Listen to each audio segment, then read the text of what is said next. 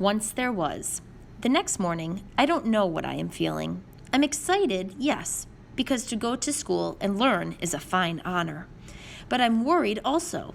I don't know so many things. I don't even know what I don't know.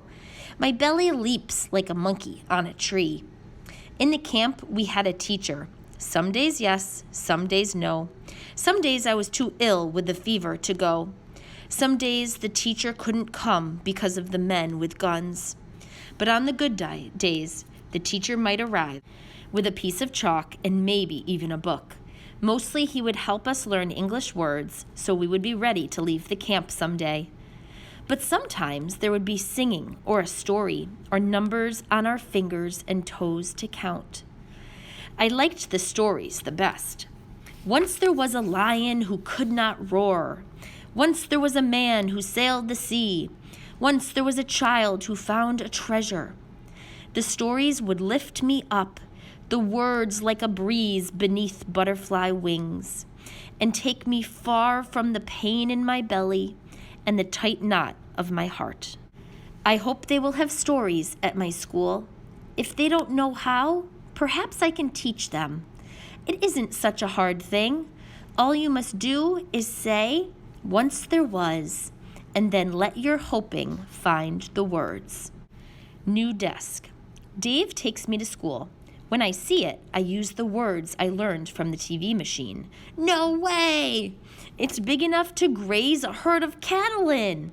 Made of fine red square stones and surrounded by many tall, not dead trees.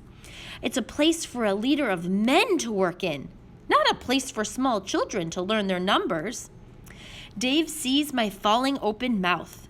Don't be scared, Keck, he says. But I'm not scared, not like that.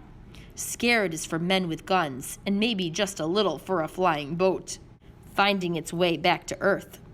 Inside my school, the floor shines like ice. I walk carefully. Thin metal doors with silver handles line the walls. Those are called lockers, Dave says. Come on, we're early. But the teacher wants to meet you. Waiting in a big windowed room is a woman with black hair that dances and sturdy arms and eyes that tell jokes. You must be Keck, she says, and then uses my word for hello.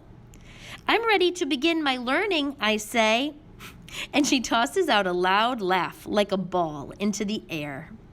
I can see you mean business, she says. A man comes in, young and short, with skin the color of rich earth, just like mine. He says he is Mr. Franklin, and he helps sometimes in class when Miss Hernandez needs to do her deep breathing. Everyone laughs, so I laugh too, because it's always good to be polite. This will be your desk, Miss Hernandez says. Have a seat. She points to a shiny chair and little table. A chair of my own and a table too?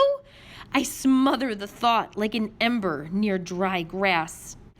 I'm very sorry, but I can't, I say softly. I don't have the cattle for such a fine desk as this. Oh, she says, you don't have to pay for this desk, Keck. School's free here. You just bring your mind and your smile every day, okay? Carefully, I sit. I like very much this new desk with its cool, smooth top. My mouth will not stop smiling. Ready. You're not going to understand a lot of what we say at first, Miss Hernandez says. This is called an ESL class. You and your classmates will be learning English together. It means they won't always understand you, and you won't always understand them. I'm used to not understanding, I say. It's like playing a game with no rules. She nods. That's exactly what it's like. I know, because when I came to the U.S. from Mexico, I couldn't speak a word of English. This is a surprise. A teacher who did not know all things? Did you not know things also? I ask Mr. Franklin. Me? I'm from Baton Rouge, he says. That's kind of like another country. I couldn't understand these crazy northern folks for the longest time.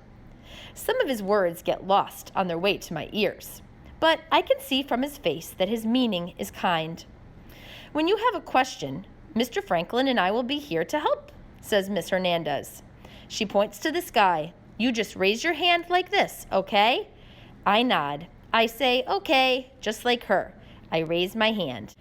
Yes, she says, smiling big. I ask, when will the learning begin?